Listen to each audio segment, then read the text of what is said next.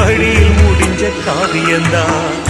இருப்பதும் இறப்பதும் அந்த இயற்கையோட கையில, இருப்பதும் இறப்பதும் அந்த இயற்கையோட கையில. நான் மறைஞ்ச பின்னும் நிலைப்பது என் உயிர் எழுதும் கதையில.